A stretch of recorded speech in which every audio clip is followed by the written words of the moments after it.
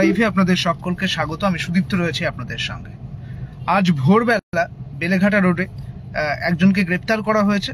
তিনি আগ্নেয়াস্ত্র নিয়ে ঘুরছিলেন এমনটা জানা যাচ্ছে। গ্রেপ্তার করেছে এন্টালি থানার পুলিশ।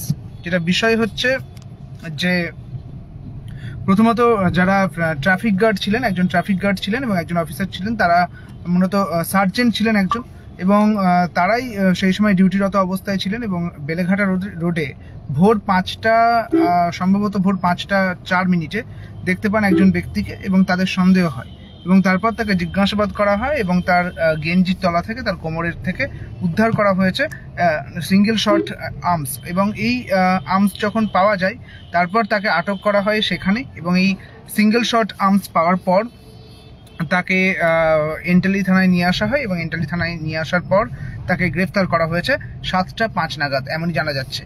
মূলত একটি আগ্নেয়াস্ত্র নিয়ে ঘুরছিলেন সেই লোকটি, তবে কেন তিনি এই আগ্নেয়াস্ত্র নিয়ে ঘুরছিলেন তা এখনো পর্যন্ত জানা যায়নি।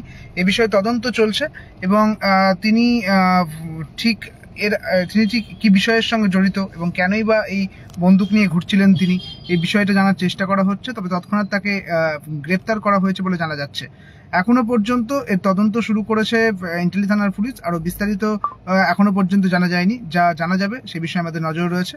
তবে যেটা জানা যাচ্ছে যে এখনো পর্যন্ত এই একজনকেই এই ঘটনায় গ্রেপ্তার করা হয়েছে, এবং একজনের থেকেই এই বন্দুক নিয়ে যেতে, অর্থাৎ আগ্নেয়াস্ত্র নিয়ে যেতে দেখা গিয়েছে, এবং একজনকেই এখনো পর্যন্ত গ্রেপ্তার করা হয়েছে। আপাতত এই পর্যন্তই।